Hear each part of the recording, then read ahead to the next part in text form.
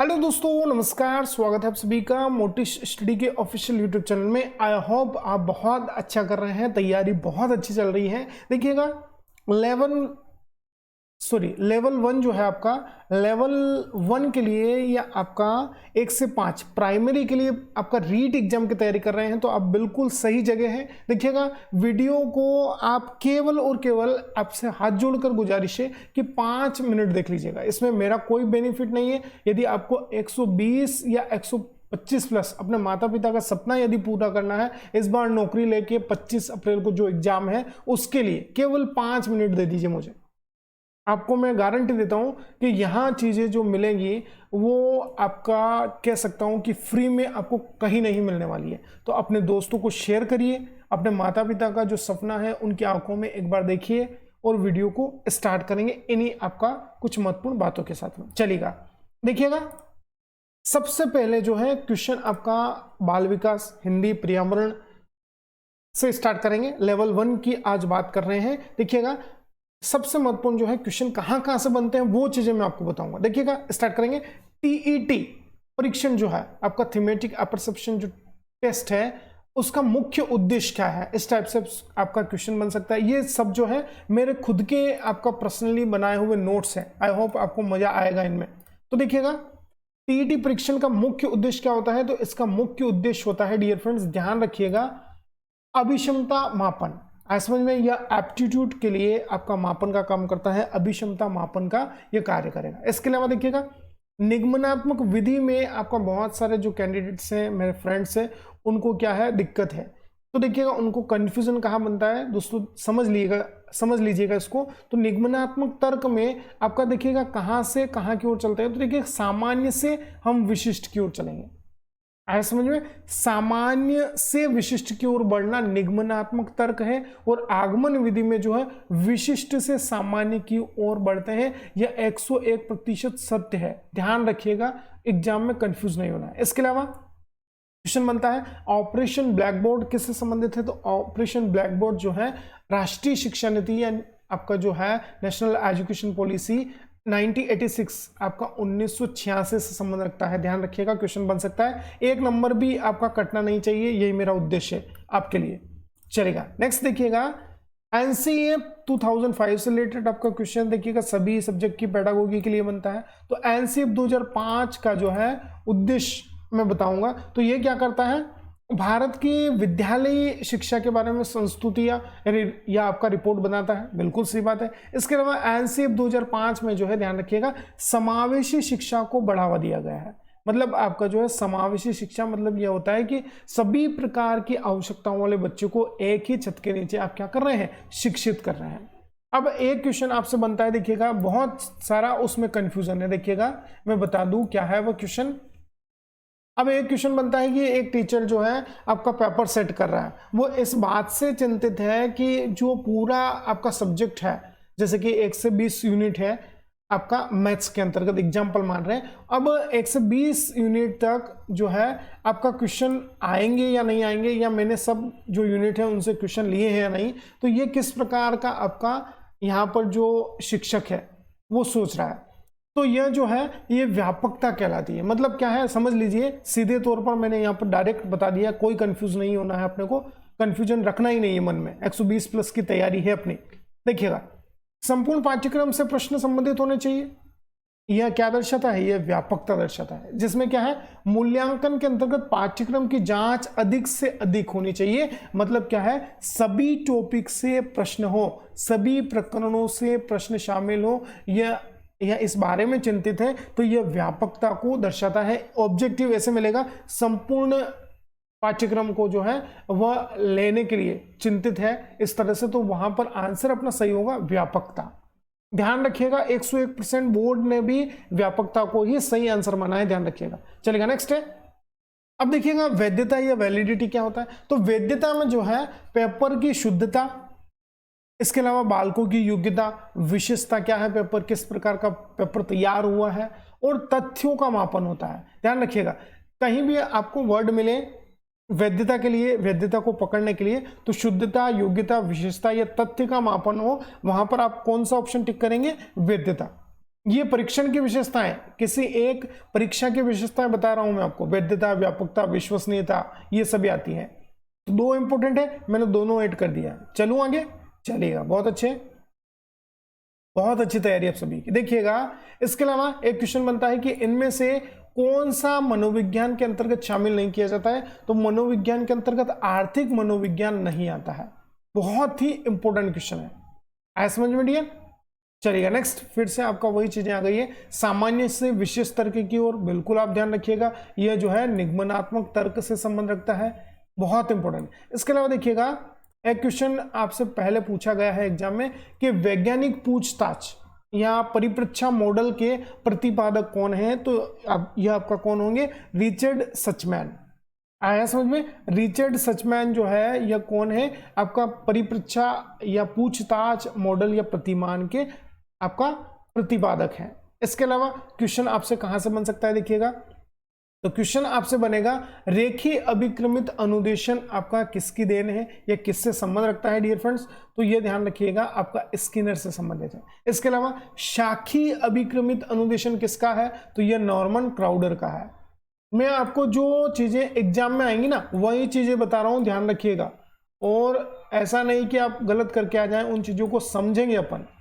आया समझ में, बहुत इंपॉर्टेंट चीजें मैं बता रहा हूं आपको, ध्यान रखिएगा इन चीजों को। चलिएगा, आया समझ में। इसके अलावा देखिएगा एक क्वेश्चन बनता है आपसे, प्रच्छा प्रशिक्षण प्रतिमान, यह जो है किस तरह से उपयोग में हम लाते हैं। तो इसका सबसे ज्यादा प्रयोग होता है भाषा व व्याकरण के शिक्षण में। मतलब जब भी आपका जैसे हिंदी है, संस्कृत है, अंग्रेजी है, जब आप भाषा और व्याकरण का शिक्षण करवाएंगे तो प्रच्छा प्रशिक्षण प्रतिमान जो है उपयोग में आएगा। इसके अलावा एक क्वेश्चन आपसे बनता है बहुत इंपॉर्टेंट, जो कि आपका ईवीएस में महत्वपूर्ण है, दिव्यांगजन अधिकार अधिनियम पीडब्ल्यूडी एक्ट जो है कब लागू हुआ था। तो यह जो है आपका 2016 में लागू हुआ था। ध्यान रखिएगा, एग्जाम में क्वेश्चन आपसे बन सकता है।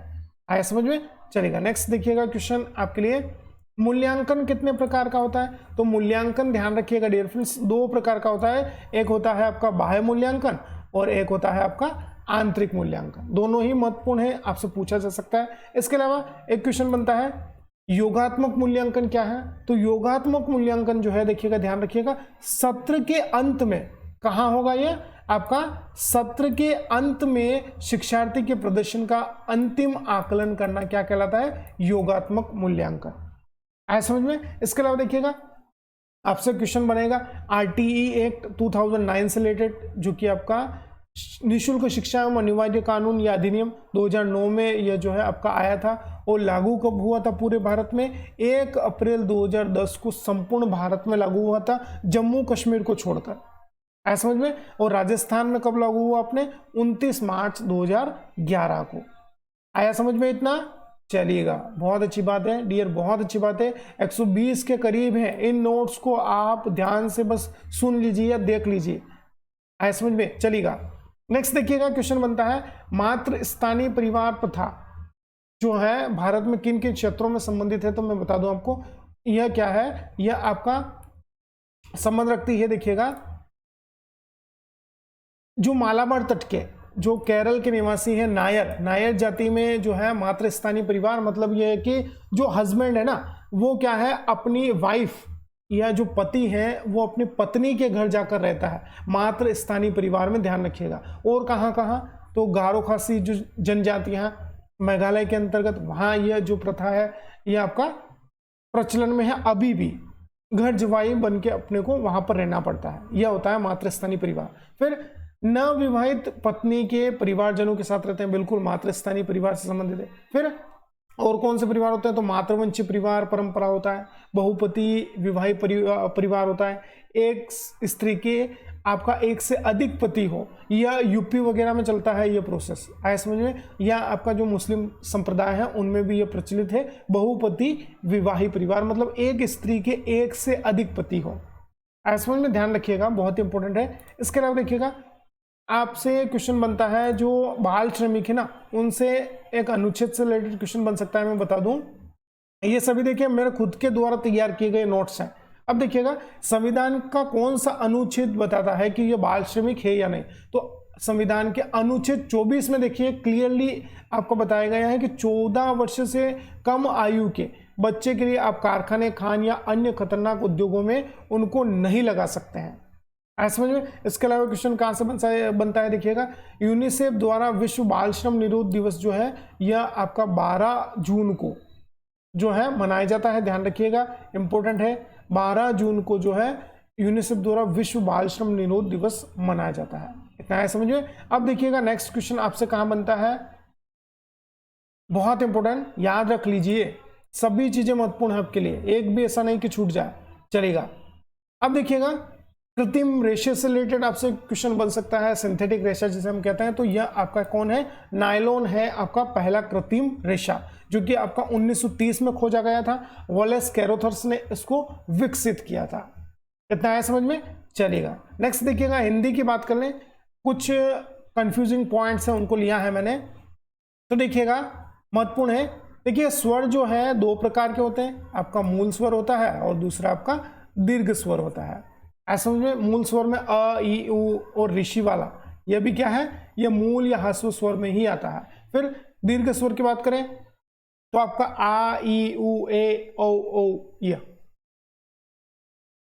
यह क्या हुए आपके दीर्घ स्वर। अब देखिएगा जो अयोगवा है, अहम और अह, अहम आपका अनुस्वार है और अह आपका विसर्ग है। ये क्या है, इनको स्वर नहीं, इनको व्यंजन कहेंगे हम।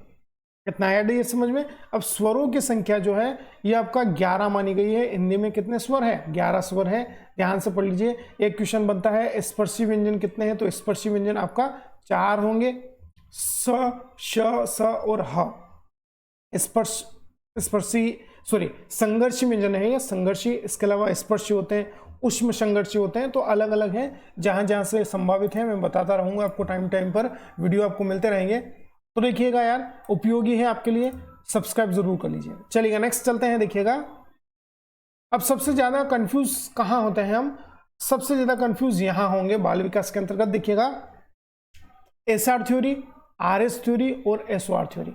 अब देखिएगा एसआर थ्योरी जो है ये थायनाडाइक से संबंधित है। इसकी मैं ट्रिक बता दूं, इसका मतलब हिंदी में क्या होता है, अनुवाद, उद्दीपक अनुक्रिया सिद्धांत। अब देखिएगा इसको याद कैसे रखेंगे आप, तो इसको याद रखेंगे एसआरटी से। एसआरटी मतलब एसआर थ्योरी और यह थायनाडाइक से संबंधित है। अब देखिएगा आरएस सिद्धांत जो है उद्दीपक अनुक्रिया सिद्धांत, अनुक्रिया मतलब रिस्पॉन्स और स्टिमुलस मतलब अनुक्रिया उद्दीपक सिद्धांत जो है ये किसका है, यह स्किनर का है। इसको याद कैसे रखेंगे, आरएसएस जो अपना संगठन है ना, उस हिसाब से इसको याद रख लेना है। आरएसएस मतलब रिस्पॉन्स स्टिमुलस थ्योरी जो है यह स्किनर की है, मतलब अनुक्रिया जो है रिस्पॉन्स इसमें पहले होता है। आरएसएस याद हुआ। एसआरटी, एसआर थ्योरी थायनाडाइक की, आरएस थ्योरी स्किनर की। इसके अलावा एक और है एसओआर, मतलब होता है एक उद्दीपक प्राणी अनुक्रिया। यह जो है आपका क्लार्क हल की है, सीएल हल जिसे हम कहते हैं उनकी है। एसओआर, एसआरटी, आरएसएस और एसओआर याद हुई, चलेगा, बहुत अच्छे। हाँ गुरुजी बिल्कुल याद हुई। चलिए इसी तरह से मैंने पूरा कोर्स आपका डिजाइन किया है, 125+ आपका आराम से आएंगे यहाँ से। चलेगा नेक्स्ट है। अब एक क्वेश्चन आपसे बन सकता है कि जो टोपोग्राफी है, टोपोग्राफी क्या है, पर्यावरण से रिलेटेड प्रश्न है, जिन्हें ध्यान से पढ़ा होगा उनको पता होगा। तो देखिएगा पौधों की कटाई छटाई करके विभिन्न पशु पक्षियों की आकृति प्रदान करना क्या कहलाता है, आपका टोपोग्राफी कहलाता है। इसके अलावा सेरिकल्चर से रिलेटेड क्वेश्चन बनता है, रेशम कीट पालन से संबंध रखता है, या सिल्वीकल्चर वनों का विकास व प्रबंधन से संबंध रखता है। मोनोकल्चर क्या है, एक बार में एक ही फसल की कृषि करना, मोनोकल्चर कहलाता है। पॉलीकल्चर क्या है, एक ही स्थान पर एक से अधिक फसलों की कृषि करना। ऐसा समझ में, यह आपका पॉलीकल्चर कहलाता है। चलेगा, ये आपके देखिए कुछ महत्वपूर्ण आपका क्लास थी। आई होप आपको समझ आए होंगे पॉइंट्स। इसी तरह की आपका और क्लासेस आपको चाहिए या नहीं चाहिए, कमेंट करके ज़रूर बताइएगा। देखिएगा यहाँ से क्या है, यह आपके लिए एक रोड मैप की तरह काम करेगा। 130 नंबर के लिए मेरे खुद के द्वारा तैयार किए गए नोट्स हैं।